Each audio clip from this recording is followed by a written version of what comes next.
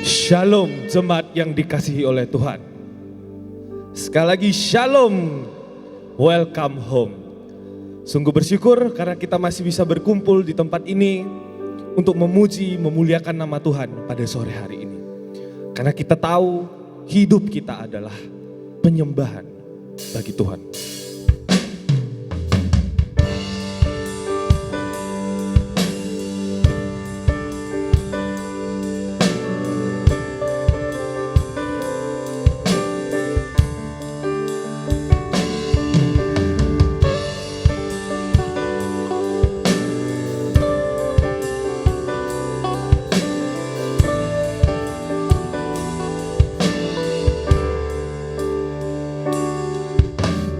Pujian dan syukurku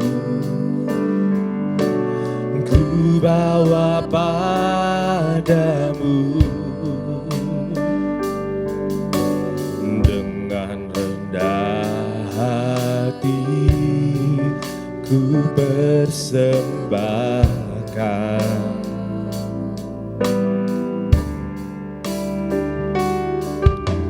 Sadar bila ku ada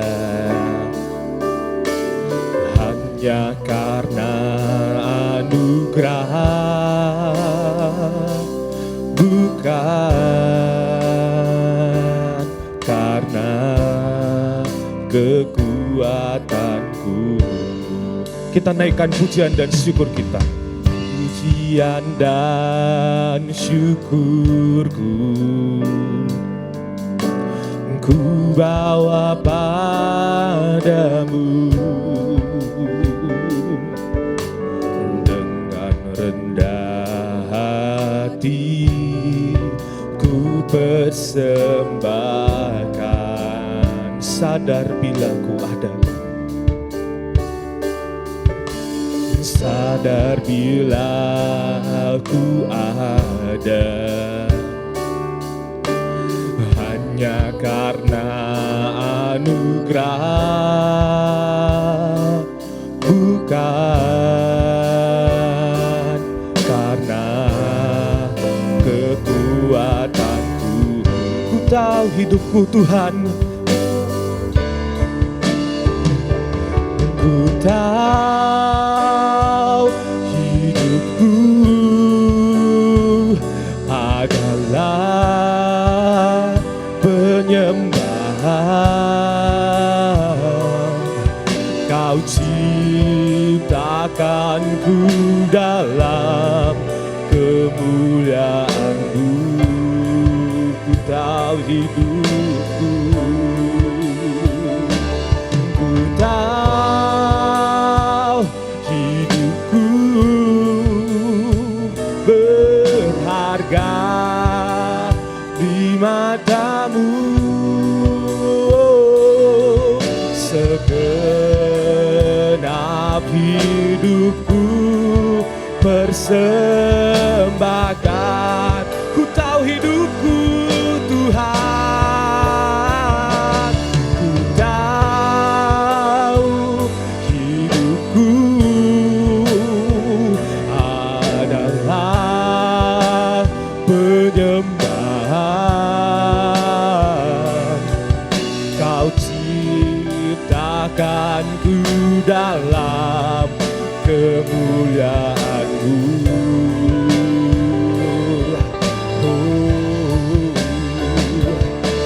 Tahu hidupku berharga di mata-Mu. Segenap hidupku persembahkan. Saya undang Bapak Ibu untuk bangkit berdiri. Kita naikkan pujian ini.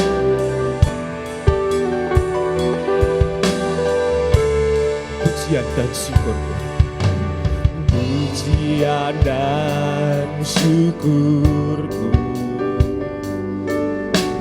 ku bawa padamu,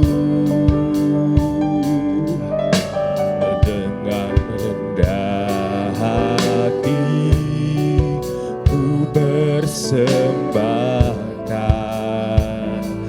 sadar bila ku ada. Sadar bila ku ada, hanya karena anugerah, bukan karena kekuatanku. Ku tahu hidupku adalah penyembahan ya Tuhan. Ku tahu hidupku adalah penyembahan. Kau ciptakanku dalam kemuliaan-Mu.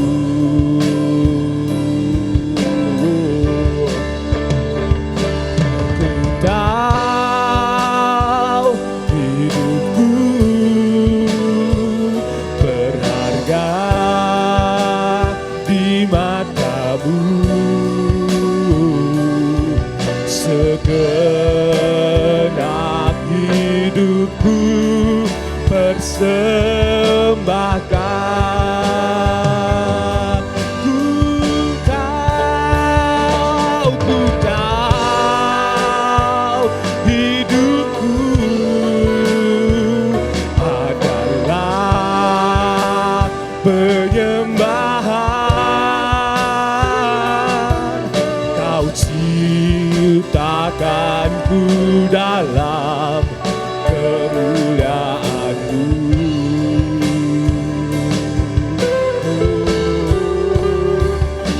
Ku tahu hidupku berharga di mata-Mu. Segenap hidupku persembahkan. Segenap hidupku Tuhan, segenap hidupku persembahkan. Segenap hidupku, segenap hidupku persembahkan. Haleluya Tuhan, ku tahu hidupku adalah penyembahan.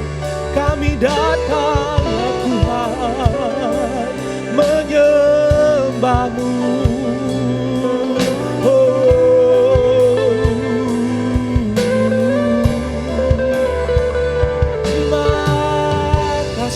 Tuhan, segenap hatiku Tuhan, untuk kemuliaan-Mu. Ku tahu hidupku adalah penyembahan. Kau ciptakanku dalam kemuliaan-Mu. Ku tahu hidupku berharga di mata-Mu Tuhan.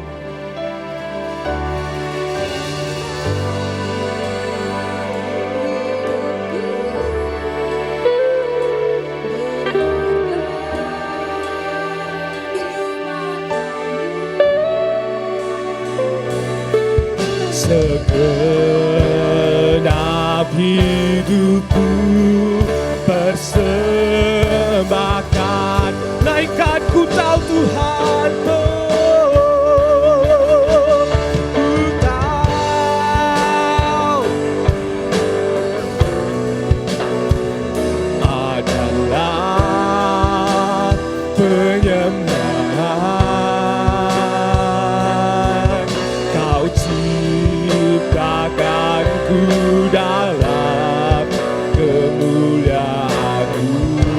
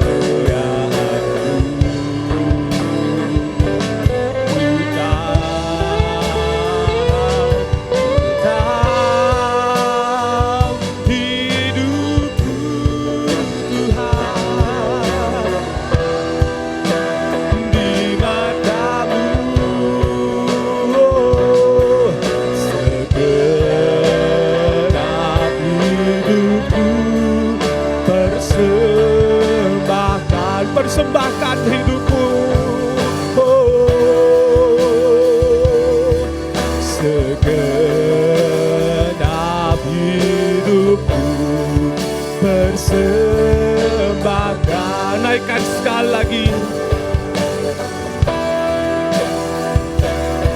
Segenap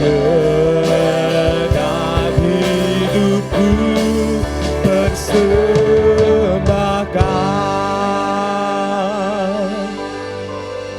Kami tahu ya Tuhan, hidup kami adalah penyembahan untuk-Mu ya Tuhan. Kami tahu hidup kami berharga di mata-Mu ya Tuhan. Dalam segala kelemahan kami ya Tuhan, kami sadar bahwa kami adalah manusia yang sia-sia tanpa-Mu ya Tuhan. Bila kami bisa mempersembahkan hidup kami sepenuhnya hanya kepada-Mu ya Tuhan. Bila kami menjauhi segala dosa dunia di sini ya Tuhan. Dan biarlah kami bisa mempersembahkan seluruh kehidupan kami untuk-Mu ya Tuhan. Untuk kemuliaan nama-Mu dan untuk kerajaan-Mu saja ya Tuhan. Biarlah dalam segala pujian dan penyembahan ini kami bisa semakin mendekatkan diri kepada-Mu ya Tuhan. Dan dalam firman-Mu yang akan kami dengarkan pada hari ini, biarlah firman-Mu menjadi terang dan menjadi penunjuk arah bagi hidup kami ke depannya ya Tuhan. Kau yang berkati pujian dan penyembahan kami selanjutnya. Dan biarlah setiap pujian dan penyembahan kami bisa Engkau terima ya Tuhan. Di dalam nama Tuhan Yesus Kristus yang siap memuji Tuhan berkata amin. Kita percaya Allah kita adalah Allah yang dahsyat. Amin. Katakan Allah dahsyat. Allah dahsyat. Allah dahsyat. Kita bertepuk tangan memuji, memuliakan nama Tuhan. Sebab keagungannya melebihi gunung-gunung.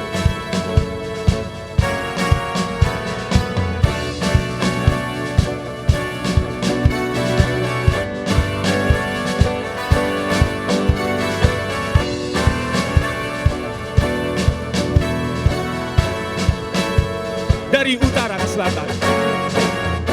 Dari utara ke selatan. Terdengar pujian bagi Allah.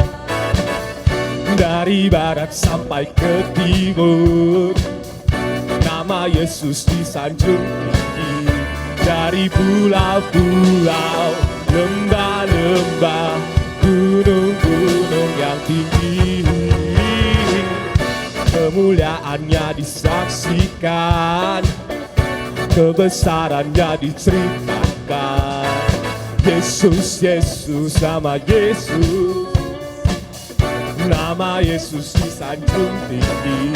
Dari pulau-pulau, lembah-lembah, gunung-gunung yang tinggi. Allahku dahsyat berkuasa, seluruh bumi sujud menyembah. Tinggikan nama-Mu. Allahku dahsyat berkuasa, seluruh bumi sujud menyembah. Tinggikan nama-Mu. Oh.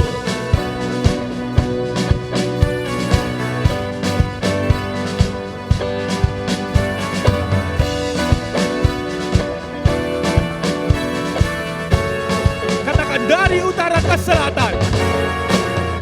Dari utara ke selatan, terdengar pujian bagi Allah. Dari barat sampai ke timur, nama Yesus disanjung tinggi. Dari pulau-pulau, lembah-lembah, gunung-gunung yang tinggi,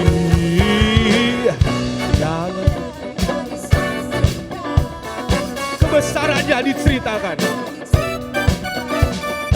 Yesus, Yesus, nama Yesus. Nama Yesus disanjung tinggi.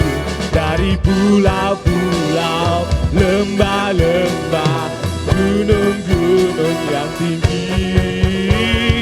Allahku dahsyat berkuasa, seluruh bumi sujud menyembah. Tinggikan nama-Mu. Allahku dahsyat berkuasa, seluruh bumi sujud menyembah. Tinggikan nama-Mu. Allahku dahsyat. Tinggikan nama-Mu. Allahku dahsyat. dahsyat berkuasa, seluruh bumi sujud menyembah, tinggikan namamu Allahku dahsyat berkuasa. Tinggikan namamu Allahku dahsyat berkuasa, sujud menyembah, tinggikan namamu.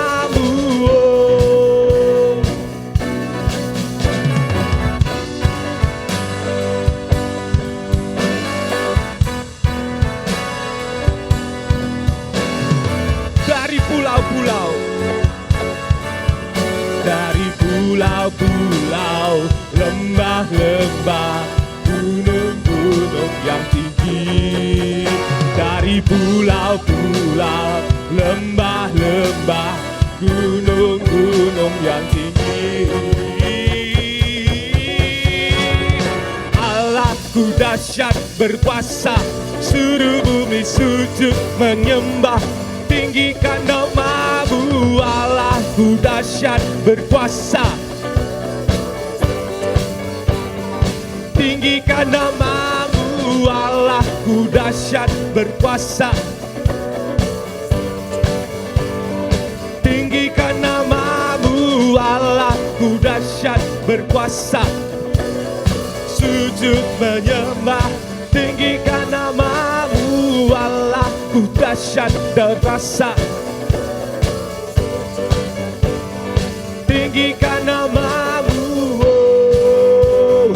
Tinggikan namamu, oh.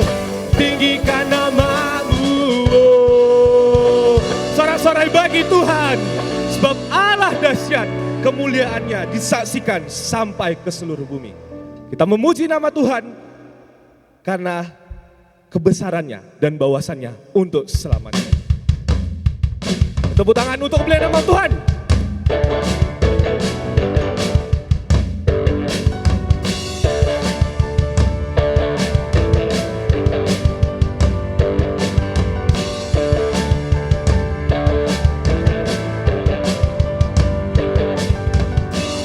Terpujilah namamu Tuhan,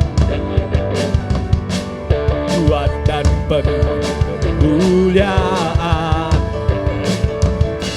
Satu suara kami nyatakan, kebesaran-Mu tetap selamanya. Terpujilah namamu Tuhan.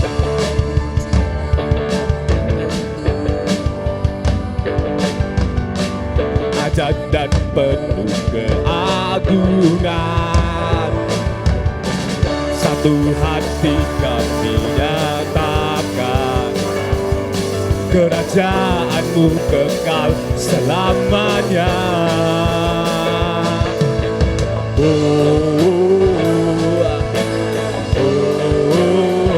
Engkau Raja atas dunia, yang menghancurkan kutub dan membebaskan jiwa. Kami bersorak, bertepuk tangan,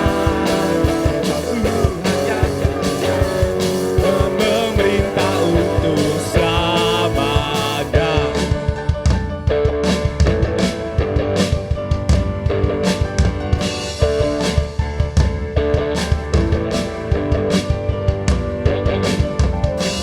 Terpujilah namamu Tuhan, kuat dan penuh kemuliaan. Satu suara kami nyatakan, kebesaran-Mu tetap selamanya. Terpujilah nama Tuhan, terpujilah namamu Tuhan, ajaib dan penuh keagungan. Satu hati kami nyatakan, kerajaan-Mu kekal selamanya.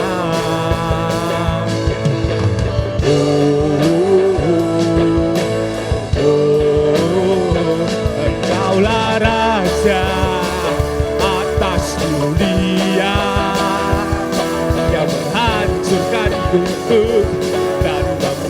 membebaskan jiwa. Kami bersorak, bertepuk tangan. Engkau Tuhan berjaya, memerintah untuk selamanya.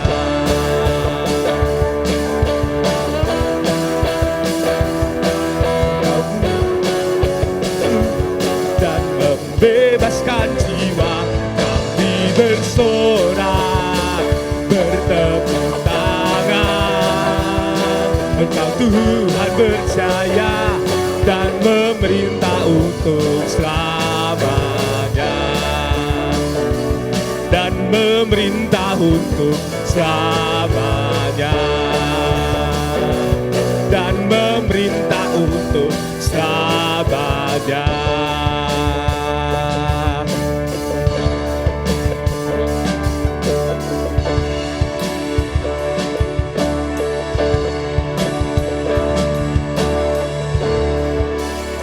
Bertepuk tangan untuk kemuliaan nama Tuhan. Sorakan haleluya. Haleluya. Haleluya. Sungguh besar pengorbanan Tuhan bagi kita di atas kayu salib. Sungguh besar rencana Tuhan bagi kita. Apalah arti rencana kita tanpa Tuhan dilibatkan? Karena rancangannya sungguh indah bagi kita.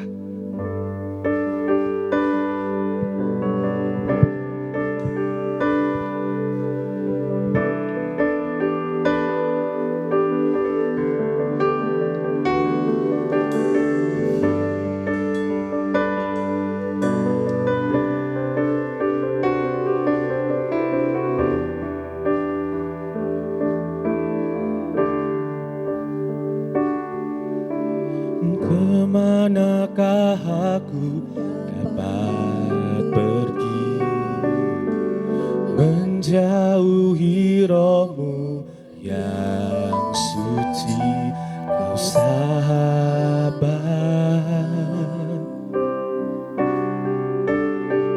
dan kau dekat.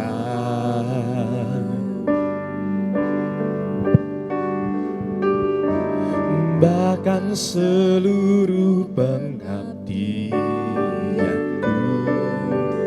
tak bisa membalas kesetiaanmu, sungguh mulia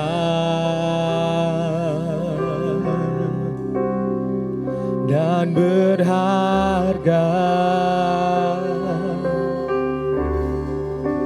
Sungguh besar pengorbananmu bagiku, terlalu dalam untuk dimengerti. Sungguh besar, sungguh indah yang kau pikirkan tentangku, tak terselami bagiku. Sungguh indah. Kemanakah aku dapat pergi ya Tuhan? Kemanakah aku dapat pergi, menjauhi rohmu yang suci, kau sahabat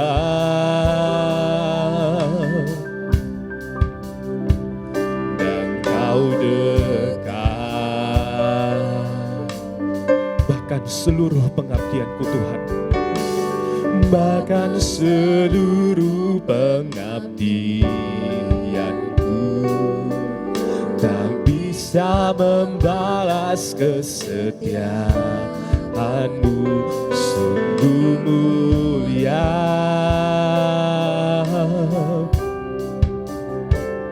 dan berharga. Sungguh besar, sungguh besar pengorbananmu bagiku terlalu dalam untuk dimengerti. Sungguh besar,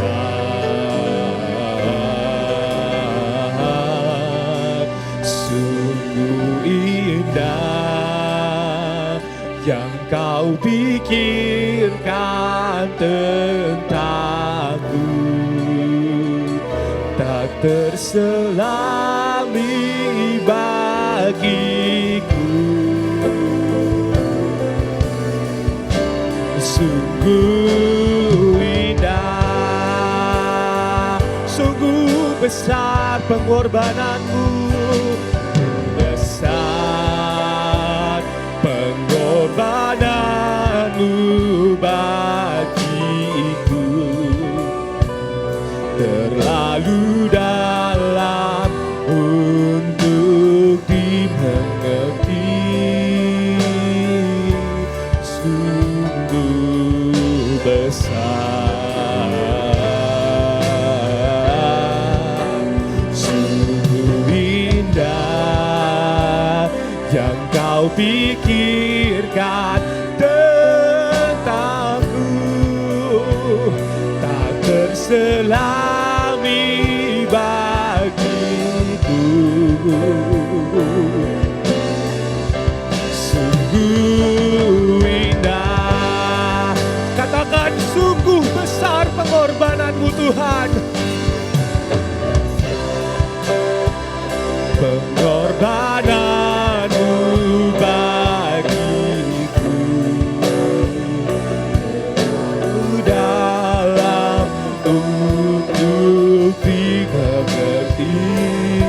Sungguh besar,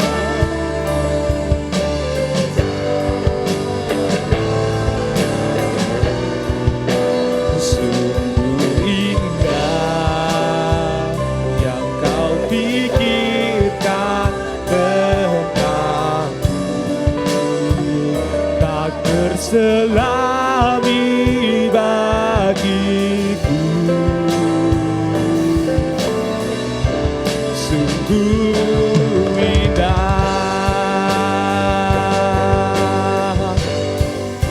sungguh besar pengorbananmu bagiku, terlalu dalam untuk dimengerti. Sungguh besar, sungguh indah yang kau pikirkan tentangku, tak terselami bagiku. Sungguh indah.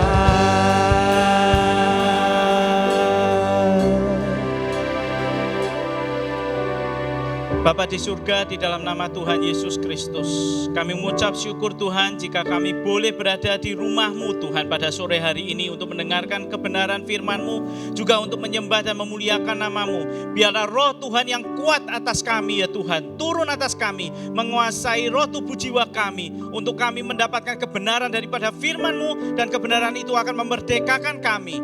Terima kasih Bapa, di dalam nama Tuhan Yesus Kristus, Roh Kudus turunlah di tengah-tengah kami, dan Engkau yang mengambil alih seluruh acara. Amin. Silakan Bapak Ibu duduk kembali. Oke, hari ini saya akan membawakan dengan judul konsep tubuh jiwa roh. Sebelumnya saya mengucapkan terima kasih kepada Buna yang saat ini melayani di Kinibalu ya selama 1 minggu penuh. Oke, next. Nah, jadi Bapak Ibu, manusia itu secara umum percaya Yesus, tidak percaya Yesus, itu ada tubuh, jiwa, dan roh ya. Nah, kalau tubuh ini saya bawa banyak tabung ya. Nah, ini tubuh ya. Jadi cangkangnya ya, plastik ini tubuh ya, tubuh jasmani.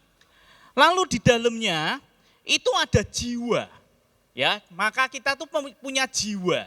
Nah, jiwa itu adalah pikiran, emosi, dan kehendak kita. Ternyata ada 3 bagian, pikiran, emosi, dan kehendak. Itu masuk dalam satu jiwa, dan itu masuk di dalam tubuh jasmani. Jadi seperti ini. Ya. Nah, di dalam dunia psikologi, itu dikenal dengan 4 karakter. Maka ada 4 cangkang manusia dengan 4 jiwa yang berbeda merupakan karakter yang berbeda. Ya, ini merah biasanya dikasih untuk kolerik. Ya, lalu kuning itu biasa diberikan untuk yang karakternya sanguin. Lalu hijau diberikan untuk yang karakternya pragmatis. Ya, dan yang terakhir adalah yang biru biasa diberikan untuk orang berkarakter melankolis. Nah, ini yang terjadi di dalam manusia secara umum. Bisa dilihat ya, 4 warna, 4 kepribadian, 4 karakter dengan masing-masing punya tubuh sendiri-sendiri. Oke? Nah, lalu yang terakhir, yang ketiga adalah roh manusia. Jadi manusia ini ya ada tubuh, jiwa, dan roh. Rohnya ya, itu ketika dia lahir pertama kali, roh manusia itu suci. Bayi itu kan suci, enggak ngerti bohong, enggak ngerti macam-macam yang berdosa kan enggak ngerti. Nah, ini saya kasih warna putih, masuk, ya kita contohkan umpama yang di melankolis ya. Nah, inilah manusia seutuhnya secara umum yang ada di luar sana. Yang belum percaya Kristus. Nah ini, jadi ada 3 bagian di dalam satu manusia. Ya, ada plastiknya, lalu ada jiwanya, dan ada rohnya. Bisa dipahami sampai saat ini? Ya. Nah, yang putih inilah yang masih suci ketika dia belum mengenal dosa, ya. Nah, di Mazmur 103 ayat 2 dikatakan begini. Pujilah Tuhan, hai jiwaku. Nah, Bapak Ibu harus tahu bahwa di waktu Mazmur ditulis ini kan perjanjian lama. Nah, di perjanjian lama, roh Tuhan itu turun hinggap di manusia, beda dengan di perjanjian baru. Maka saat itu ketika memuji Tuhan, pakailah dengan jiwamu. Bisa dipahami? Memuji Tuhan dengan jiwa artinya apa? Dengan pikiranmu, dengan emosimu, dengan kehendakmu, terlalu disampaikan ke mulut, ke tangan, ke tubuh, sehingga Daud bersorak-sorai. Bahkan menari-nari ketika memuji Tuhan. Jadi yang dikatakan di Mazmur itu pujilah Tuhan dengan pikiranmu. Emosimu dan kehendakmu dalam hal itu, belum roh. Kenapa? Karena saat itu masih perjanjian lama, dan di saat perjanjian lama roh Tuhan masuk ke manusia bentuknya hinggap, bukan masuk. Ya, sehingga kalau dibaca di perjanjian lama itu roh Tuhan hinggap. Nah, seperti itu. Lalu di Amsal 20 ayat 27 mengatakan begini. Roh manusia adalah pelita Tuhan yang menyelidiki seluruh lubuk hati manusia tersebut. Artinya Bapak Ibu, ketika di dalam roh manusia yang awal-awal, ya ketika masih kecil dan segala macam, itu dia masih suci. Dan ketika dia bertumbuh dewasa, roh manusia yang dikatakan di sini, roh manusia pelita Tuhan, itu dia akan menunjukkan manusia apa yang baik dan yang jahat. Contoh begini, ketika dia mulai beranjak dewasa dan mulai pertama kali dia mengingini barang seseorang dan dia tidak bisa membeli. Dan dia mau mencuri mengambilnya tanpa seizin pemiliknya. Maka ketika pertama kali dia akan melakukan, dia akan merasa takut. Kenapa? Karena hati nuraninya, roh manusianya, itu adalah pelita Tuhan sejak awal diciptakan. Walaupun dia sudah jatuh di dalam dosa karena Adam dan Hawa, roh manusia pada dasarnya yang disebut hati nurani itu akan menyelidiki segala sesuatu dan memberitakan itu salah atau benar pada prinsipnya. Dia mau Kristen ataupun tidak, dia akan tahu bahwa untuk pertama kali membunuh, pertama kali mencuri, pertama kali melakukan memukul dan segala dosa, dia tahu bahwa itu salah. Dan itu hati nurani berbicara jangan.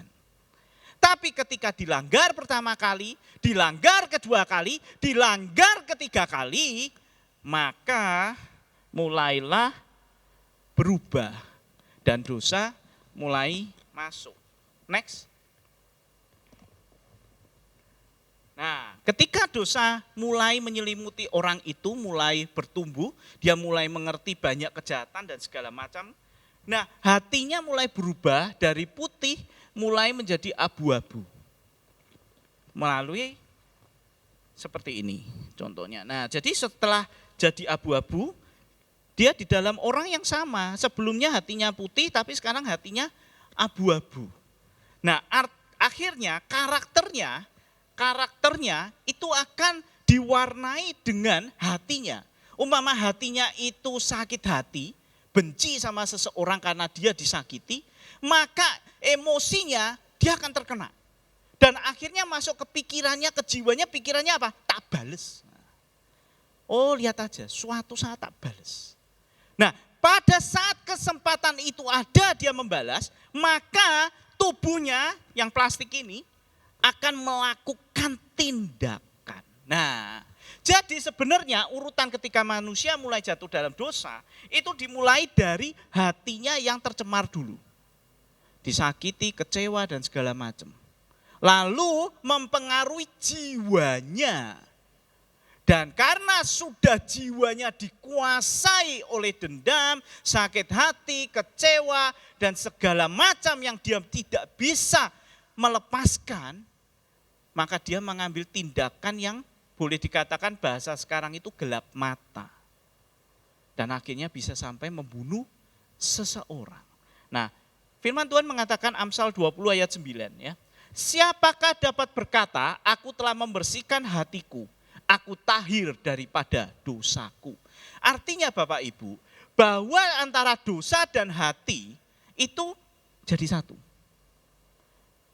Jadi dosa itu mengintervensi masuknya ke hati. Boom. Begitu hati tercemar, jiwa tercemar, maka tubuh akan bereaksi sesuai dengan jiwa dan hati yang telah tercemar. Sehingga dikatakan bahwa siapa yang bisa membersihkan hati kita dari dosa? Enggak ada. Enggak ada. Karena itu related, berhubungan. Jadi enggak bisa. Ya. Nah, lalu next. Konsep tubuh jiwa roh itu sebenarnya ada tiga kan, tubuh jiwa roh, ada tiga komponen. Nah, kalau kita gambarkan yang pertama, itu tiga-tiganya saling mempengaruhi sebenarnya. Tubuh yang lemah, umpama ya, enggak makan, ya. Enggak makan, tubuh lemes. Ketika tubuh lemes, tiba-tiba ada orang yang ngomongannya enggak enak atau marah-marah karena tugas kurang sempurna dilakukan dan segala macam, dia emosi, boom. Ya kan? Lalu dia terpengaruh dari pikirannya, emosinya, maka dia tinggal tindakannya apa? Apakah dia diam, menyimpan dalam hati, atau dia bereaksi dengan marah balik. Kamu gak tahu aku lagi begini, aku lagi begini, aku lagi begini. Nah. Kok kamu seenaknya aja ngomong? Nah, tubuh bereaksi. Kenapa? Karena antara tubuh, jiwa, dan roh itu saling related. Jadi kalau tubuhnya kena, dia akan menghantam jiwa, juga menghantam tubuhnya. Nah, sekarang kalau rohnya juga lemah, ketika roh lemah, kenapa? Contohnya, udah Kristen, tapi dia tidak pernah ke gereja, jarang baca Alkitab. Ya, oke ke gereja, tapi dia hubungannya dengan Tuhan memang lagi minim-minimnya lah. Intinya, aku kecewa kok sama kamu lah Tuhan. Kecewa, aku benar-benar kecewa. Dan mulai menjauh dari Tuhan. maka rohnya lemah. Nah, ketika roh lemah itu diserang, ya, nanti kita akan contohkan, maka jiwanya juga bisa kena. Tubuhnya juga bisa kena. Nah, sebaliknya juga di dalam jiwa, ya, kalau tubuh tadi mungkin sakit atau lemas, tidak makan, emosi bisa meledak. Sekarang emosinya sendiri, tubuhnya lagi sehat aja. Tubuhnya lagi sehat, bugar, dia suka olahraga, ya, tidak ada masalah. Terus rohnya juga dengan Tuhan, wah berapi-api melayani dengan luar biasa. Tapi jiwanya tiba-tiba emosinya kena atau pikirannya kena. Di mana tiba-tiba dia mengetahui sesuatu terjadi di dalam perusahaan di mana karyawannya menggelapkan uang sekian ratus juta. Umpama. Meledak dia, kaget, syok, dek, kena di jiwa. Maka kena di jiwa, hatinya sudah tidak bisa dikuasai dan tubuhnya juga nggak bisa dikuasai lagi. Jadi antara tiga ini, iblis akan mencari kelemahan di mana kita lemah, sikat di situ. Dan ketika satu yang kena akan mempengaruhi yang lain. Nah, kalau yang gambar kedua, yang kanan, seperti ini tadi, ya, yang di luar ini plastiknya adalah tubuh, yang biru ini adalah jiwa, ya, dan yang terakhir di dalamnya adalah roh. Jadi seperti ini kondisi manusia pada umumnya. Next. Nah, saya mau tambahi Bapak Ibu. Kan kita itu kan begini ya. Kita itu kadang tuh pengen ngerti pikiran orang lain. Pengen tahu tentang orang lain. Ya. Pengen tahu isi hati orang lain. Apakah orang ini jahat, apa orang ini baik. Gak bisa. Kita gak bisa lihat lewat hatinya. Gak bisa. Kita mau lihat pikirannya jahat atau enggak. Punya tujuan jahat sama saya apa enggak. Juga gak bisa. Karena kita gak punya telepati. Ya kan? Tapi kita bisa lihat dari tindakannya. Tindakan tubuhnya. Ketika dia memandang engkau, caranya memandang dengan penuh kebencian, atau kalau ngomong itu enggak enak banget ke kita, dari situ kita ngerti, oh ternyata hatinya membenci saya. Oh ternyata pikirannya berpikir negatif tentang saya. Tahu dari mana? Dari luarnya. Makanya Bapak Ibu, kalau kita mau tahu tentang orang lain, kenali, baca dari luarnya dulu, dari tubuhnya. Tubuhnya melakukan apa, itu merefleksikan jiwanya. Jiwanya akan merefleksikan hatinya. Jadi kalau engkau ingin tahu isi hatinya, ya lihatlah tindakannya. Dari tindakannya kita tahu jiwanya seperti apa, pikirannya, emosi, kehendaknya, dan hatinya seperti apa. Kita bisa tahu. Nah, sekarang kalau kita sudah tahu manusia pada umumnya seperti itu, sekarang kita mau bahas bagaimana ketika kita orang Kristen yang percayakan Kristus dan mengalami lahir baru. Dikatakan di 2 Korintus dengan jelas ya tentang lahir baru. Nah, ayatnya di 2 Korintus 5 ayat 17 yang di tengah ya. Dikatakan begini, jadi siapa yang ada di dalam Kristus, ia adalah ciptaan baru. Ciptaan baru loh. Bukan sesuatu yang direnov, dimodif, enggak. Tapi ciptaan yang baru dan ya yang lama sudah berlalu. Yang baru sudah datang. Nah, saya ilustrasikan. Ini roh Tuhan, Roh Kudus ya, putih, bersih, suci. Nah, ketika dia memasuki seseorang yang percaya Kristus, maka ya karena ini kan roh Kudus itu kan roh, maka dia juga masuknya di dalam bagian roh, maka dikuasailah roh manusianya. Bentar.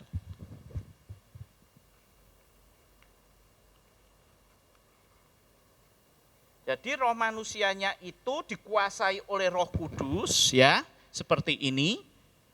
Lalu Roh Kudusnya masuk ke manusia itu. Nah, jadi begini. Nah, yang terjadi adalah ya 2 2 Korintus 1 ayat 22 mengatakan, untuk itu Allah sudah mensahkan kita menjadi miliknya dan memberikan rohnya di dalam hati kita sebagai jaminan bahwa ia akan memberikan kepada kita semua yang dijanjikannya. Itu rohnya di dalam hati. Jadi roh Tuhan, roh manusia itu di hati. Maka ketika roh Allah masuk, itu menguasai hatimu. Dan otomatis menguasai rohmu. Dikuasai sehingga hatimu yang sebelumnya gak bisa ngampuni, tiba-tiba engkau dengan kuasa Roh Kudus, Tuhan, aku mau mengampuni. Aku mau memaafkan suamiku. Aku mau memaafkan anakku. Anak memaafkan orang tua. Dan memaafkan keluarga yang lain, mungkin teman dan segala macam yang menyakiti, hutang gak dibayar dan segala macam. Kenapa orang bisa? Karena sudah dikuasai. Nah, yang terjadi ya, sebab semua orang, Roma 8 ayat 29, sebab semua orang yang dipilihnya ya. Jadi Bapak Ibu itu kalau bisa percaya Kristus, itu bukan karena kemampuan dan keputusanmu sendiri loh. Sebab sebelum engkau menerima Kristus memutuskan, ya, I will not turn back ya, itu semua orang sudah dipilih. Jadi hanya orang yang dipilih. Oleh karena itu Yesus mengatakan apa? Jangan seseorang pun memegahkan dirinya. Sebab yang memutuskan untuk menyelamatkan itu Tuhan. Dan Tuhan memilih engkau sehingga ketika engkau ada duduk di sini memuji Tuhan, itu karena Tuhan yang memilih engkau, bukan karena engkau yang memilih Tuhan. Ya, dari semula, orang yang dipilihnya dari semula, mereka juga ditentukannya dari semula untuk menjadi serupa dengan gambaran anaknya Kristus, supaya ia Kristus anaknya itu menjadi yang sulung di antara banyak saudara. Nah, yang terjadi adalah ketika roh Tuhan sudah ada di dalam, ya, yang terjadi adalah karakter yang berbeda-beda ini semuanya ada kelebihan dan kekurangan. Nah, contoh umpama untuk orang melankolis itu kan cenderung untuk mengasihani dirinya sendiri.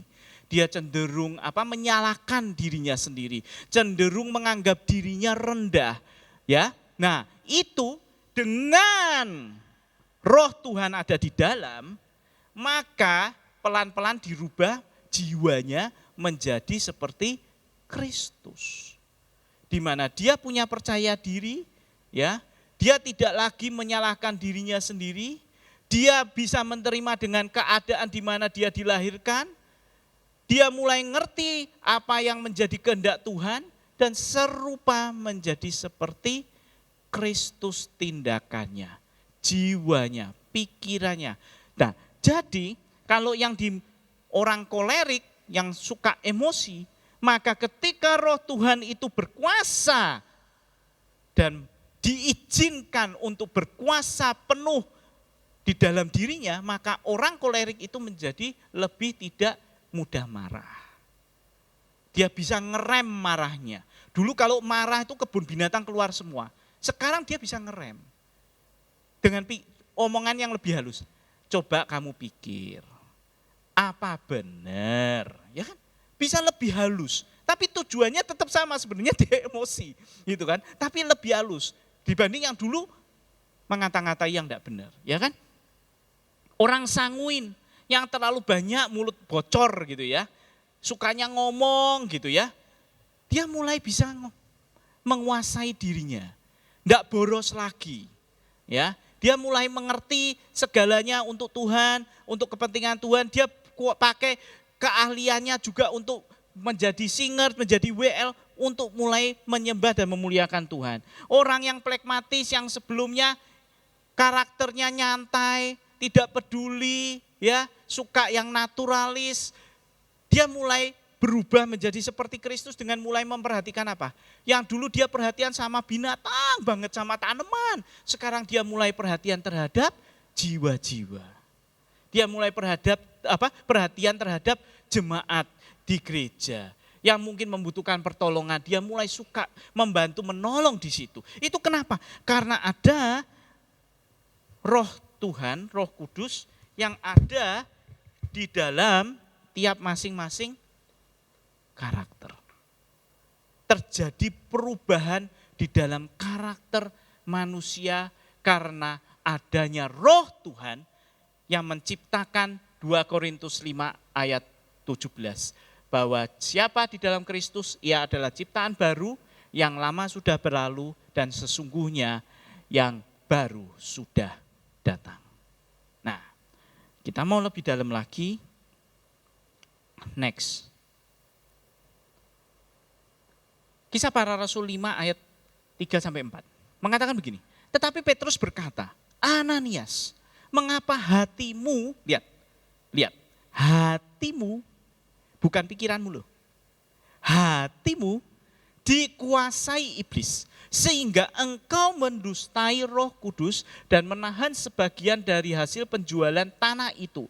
Selama tanah itu tidak dijual, bukankah itu tetap kepunyaanmu? Dan setelah dijual, bukankah hasilnya itu tetap dalam kuasamu? Mengapa engkau merencanakan perbuatan itu dalam hatimu?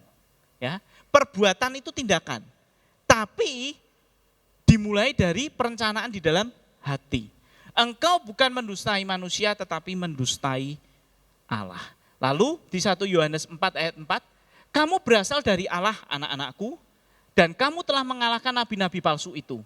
Sebab roh yang ada di dalam kamu lebih besar daripada roh yang ada di dalam dunia. Nah, kita mau bahas yang sebelah kanan dulu.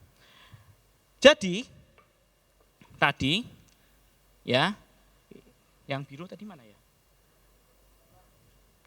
Oh, jatuh. Oke. Nah, anggap aja ini kan sudah manusia dengan jatuh di dalam ilmu hitam atau bagaimana serangan ilmu hitam menyerang ya.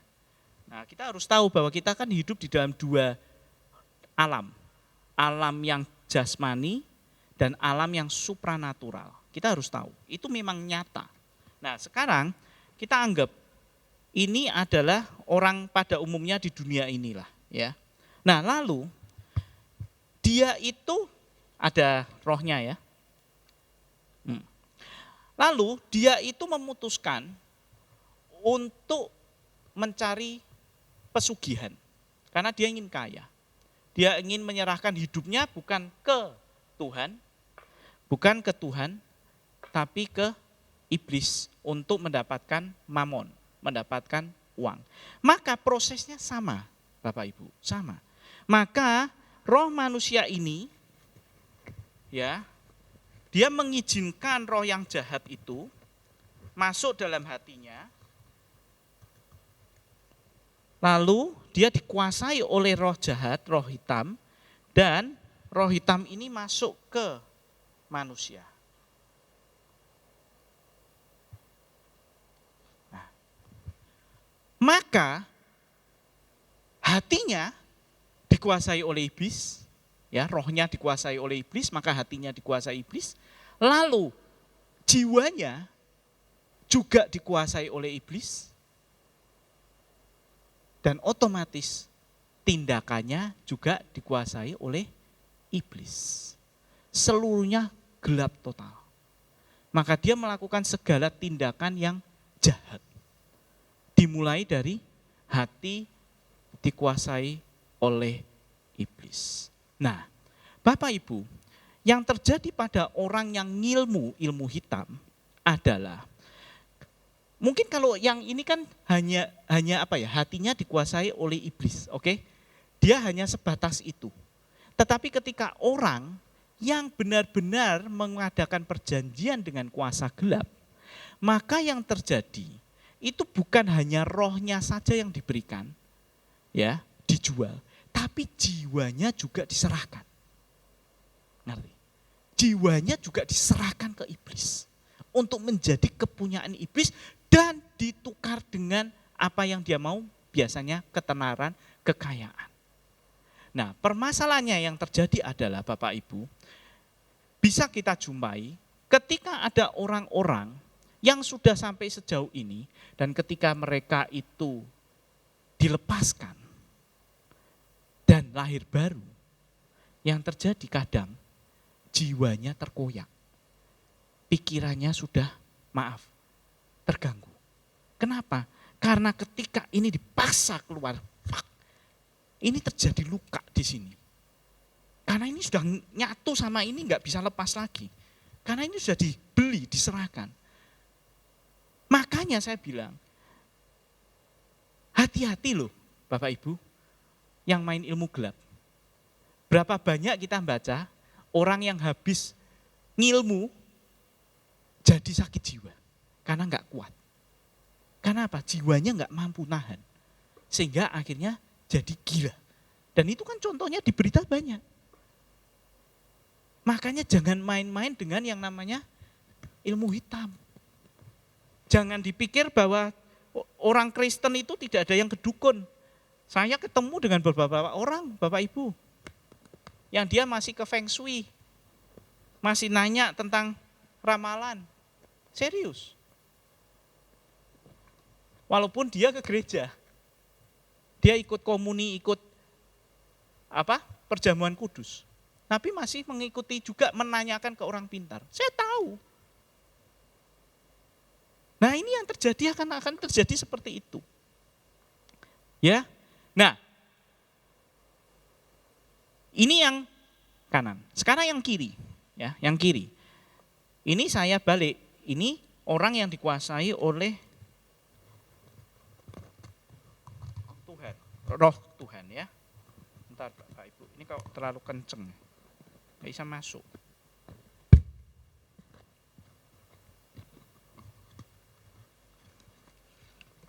Nah, kalau ini dikuasai oleh Tuhan dan orang ini sungguh-sungguh di dalam perubahan dengan Kristus, maka karakternya akan menyerupai seperti Kristus menjadi putih. Nah, sekarang kalau yang terjadi adalah seperti ini, maka serangan daripada si jahat itu tidak akan bisa masuk. Dia tidak akan bisa masuk di rohnya, di hatinya, enggak bisa. Karena ada roh Tuhan kuat di sini, enggak bisa dia masuk. Sehingga dia kalau begini, mau nyerangnya dari mana? Dari dalam sudah enggak bisa. Dia nyerangnya dari luar. Caranya nyerang dari luar gimana? Karena yang di dalam dikatakan, sebab roh yang ada di dalam kamu lebih besar daripada roh yang ada di dalam dunia. Jadi enggak bisa. Nah, yang dilakukan iblis adalah nyerang dari luar. Dengan apa? Orang ngomong seenaknya sendiri, ya kan? Kita enggak punya salah di bahasanya, diprasangka, difitnah. Nah, tergantung ketika engkau mendengar, engkau memilih apakah pikiranmu untuk memilih mempercayai itu atau tidak. Atau engkau berkata, tidak, aku tidak seperti itu. Aku di dalam Kristus adalah ciptaan yang sempurna. Aku tidak akan melakukan yang buruk dan segala macam. Jadi kan dikatakan di Alkitab bahwa sang iblis ini memanahkan panah berapi, betul? Ke kita, ya kan? Makanya kita butuh tameng, perisai iman. Nah, yang dilakukan yaitu kita membentengi diri kita dengan iman. Saya rencana berikutnya akan saya bikin model wayang, ya, model wayang. Jadi nanti bisa diilustrasikan lebih jelas serangan iblis seperti apa dan segala macam, ya. Cuma belum punya waktu untuk bikin settingan seperti itu, ya. Tapi akan segera saya buat untuk menjelaskan lebih paham. Jadi serangan akan dilempar dari luar oleh si iblis, tergantung engkau membuka celah enggak di dalam pikiranmu dan emosimu dan hatimu. Kalau engkau buka celah dan ambil itu, boom, kamu sakit hati. Begitu sakit hati mulailah iblis sudah berhasil untuk masuk. Jadi seperti itu sistemnya. Makanya kita harus benar-benar membentengi kita dengan selengkap senjata Allah. Karena serangan yang dari dalam sudah enggak bisa. Yang mereka bisa lakukan hanya serangan dari luar. Oleh karena itu kita butuh selengkap senjata Allah. Nah, kita akan bahas berikutnya, ya. Jadi Bapak Ibu, yang benar-benar di dalam Kristus, gak usah takut sama santet segala macam ilmu magic apapun, gak usah takut. Kenapa? Karena roh yang ada di dalam kita lebih besar daripada roh yang ada di dunia ini. Dijamin tidak bisa. Makanya Yesus mengatakan engkau lebih dari pemenang. Engkau lebih dari pemenang. Artinya ya sudah menang. Dan kenapa engkau lebih dari pemenang? Karena engkau yang tidak memenangkan pertempuran. Yang memenangkan pertempuran adalah Kristus di kayu salib. Engkau tinggal terima hasil kemenangan itu. Makanya engkau disebut lebih dari pemenang. Karena engkau tidak mengusahakan kemenangan itu, tetapi engkau menerima kemenangan itu. Itu firman yang dijelaskan oleh Yesus sendiri. Nah, oleh karena itu, next. Kesimpulannya, kalau kita sudah ngerti konsep tubuh jiwa roh, ya, apa yang harus kita lakukan? Ya, di dalam roh, jiwa, dan tubuh kita punya masing-masing solusinya. Kita mulai dari tubuh dulu ya. Kita mulailah jaga kesehatan. Dengan apa? Olahraga, mengurangi makanan yang tidak sehat. Mulailah tubuhmu secara fisik memang dijaga. Kenapa? Karena kalau tubuhmu fisik melemah, otomatis jiwamu juga bisa melemah. Dan ketika jiwamu melemah, hatimu juga bisa melemah. Jengkelan, ya kan? Maka ketika dengar kayak omongan orang padahal tidak ngerasani dia, tapi dia merasa, aku dirasani. Kenapa? Lah kok di depanku kok bisik-bisik, padahal bukan ngerasani dia. Tapi hatinya memang lagi error. Kenapa? Karena tubuhnya lagi melemah. Nah, maka kita harus menjaga tubuh kita dengan baik. Kenapa? Karena kalau tubuh kita juga melemah, sakit, tidak berfungsi secara normal, kita juga tidak bisa melakukan pelayanan kepada Tuhan juga. Nggak bisa kan? Oleh karena itu kita harus jaga tubuh kita. Nah, sekarang bagaimana kita untuk menjaga jiwa kita? Ya, menjaga jiwa kita pertama, berdoa. Makanya kan disarankan berdoa, membaca firman Tuhan, ya, lalu mendengarkan firman Tuhan. Jadi membaca dan mendengarkan berbeda loh Bapak Ibu. Beda. Membaca firman Tuhan, engkau tuh sungguh-sungguh membaca, aku pengen tahu, aku pengen ngerti. Mendengar ya ketika engkau sambil nyopir, mendengar. Jadi ketika engkau nyopir, engkau juga daripada mendengarkan dangdut, rock and roll, kamu mendengarkan khotbah-khotbah firman Tuhan, ya kan?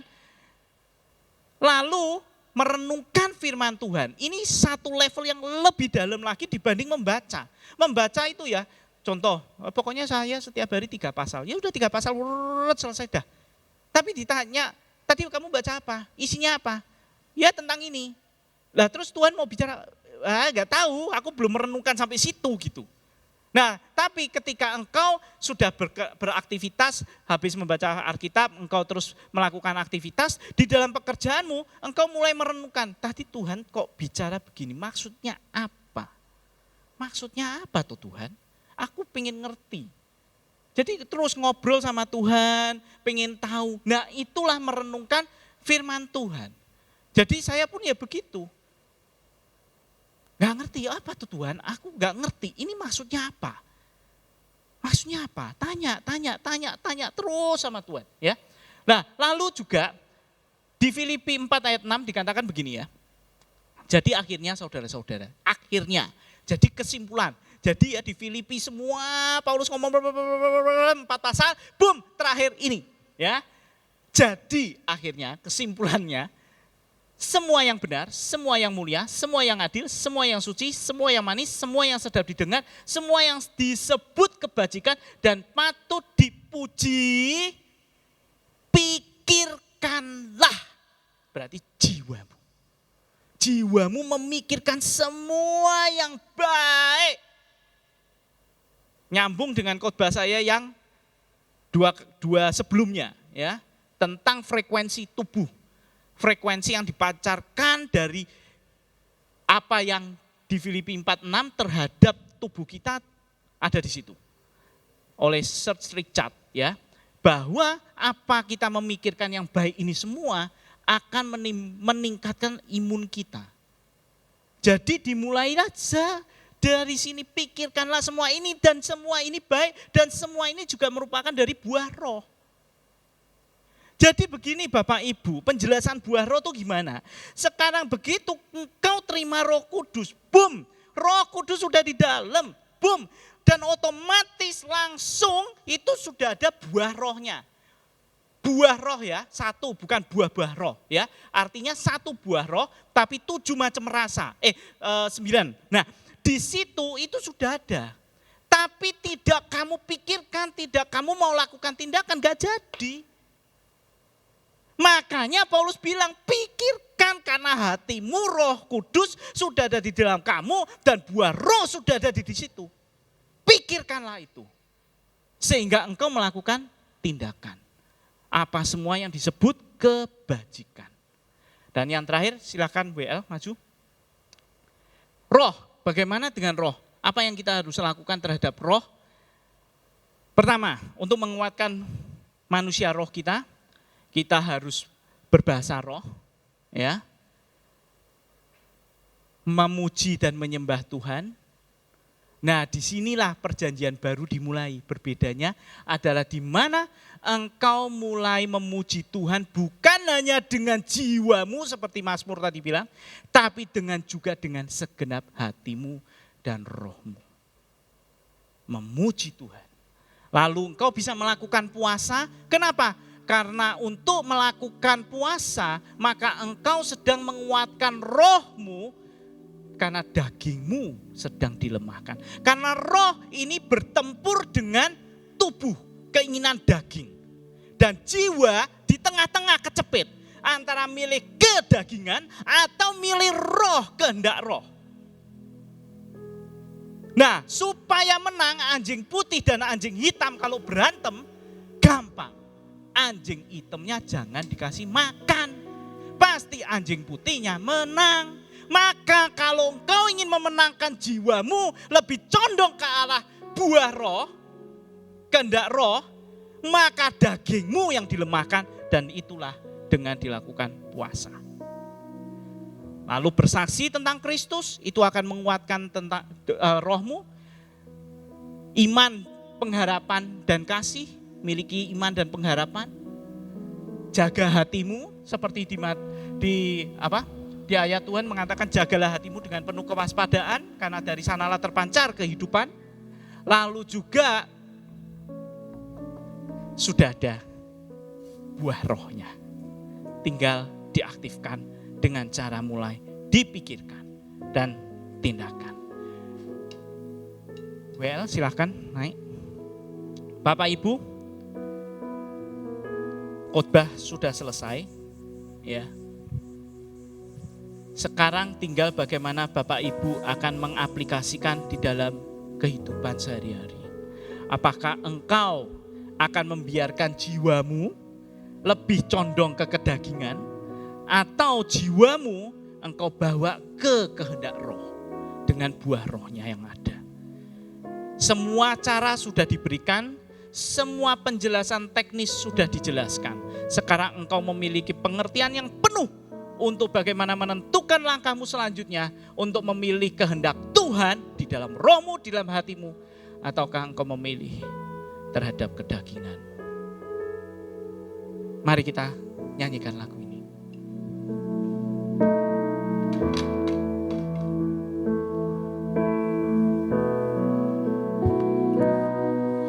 Bagaikan bejana siap dibentuk, demikian hidupku di tanganmu. Jangan lupakan kuasa rohmu, ku dipenuhi selalu. Jadikanku Allah dalam rumahmu, demikian hidupku di tanganmu.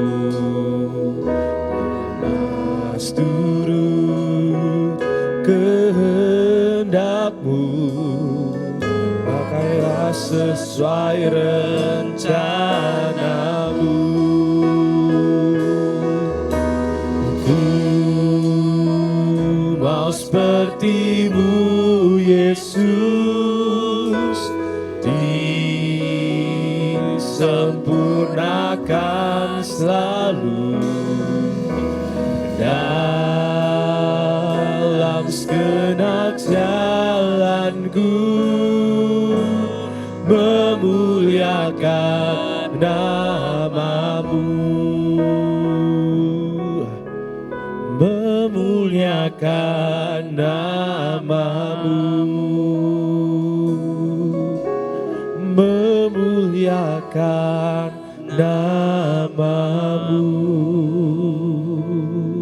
Mari Bapak Ibu tundukkan kepala.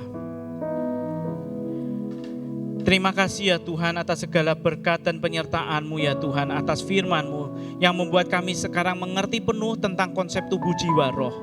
Bahwa kami tidak akan membiarkan diri kami untuk tunduk pada kedagingan, tetapi lebih tunduk pada kehendak roh. Biarlah buah roh itu menjadi bagian hidup kami, dan kami memikirkan setiap hari, dan kami melakukan semua yang baik, semua yang disebut kebajikan. Terima kasih Tuhan, biarlah firman-Mu yang kudus memperkuat iman kami. Bapak Ibu, buka kedua tangan-Mu dan terimalah berkat. Mari bangkit berdiri. Terimalah berkat dari Tuhan. Diberkatilah engkau di rumah, diberkatilah engkau di ladang, diberkatilah semua buah pekerjaan tanganmu, diberkatilah semua hasil tanahmu, diberkatilah semua korban persembahanmu. Barang siapa membutuhkan pertolongan akan mendapatkannya dari Tuhan. Barang siapa membutuhkan kesembuhan, maka Tuhan akan menjawabnya. Dan biarlah siapapun yang membutuhkan terobosan, maka pintu akan dibukakan oleh Tuhan. Tuhan memberkati engkau dan melindungi engkau. Tuhan menyinari engkau dengan wajah-Nya dan memberi engkau kasih karunia. Tuhan menghadapkan wajah-Nya kepadamu dan memberikan engkau damai sejahtera. Siapa yang percaya berkata, amin.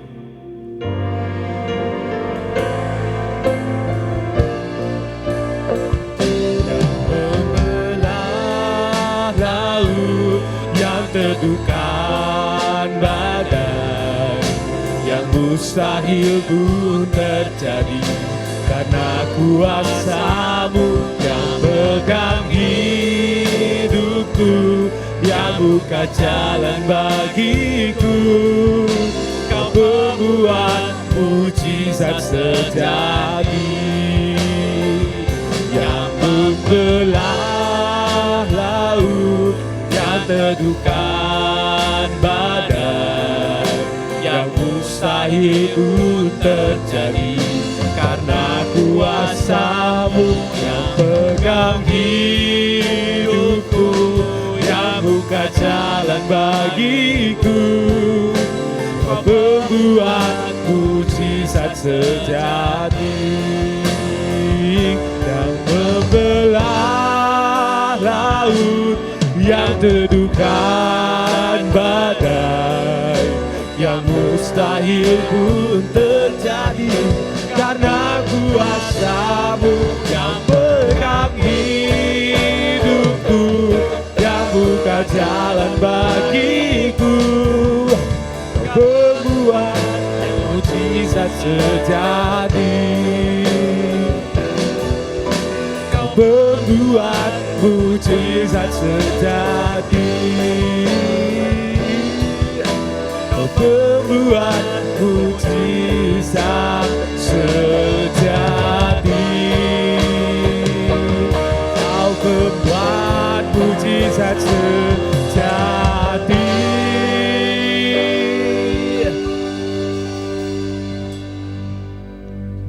Silakan duduk, sampai saat teduh ibadah selesai. Tuhan Yesus memberkati.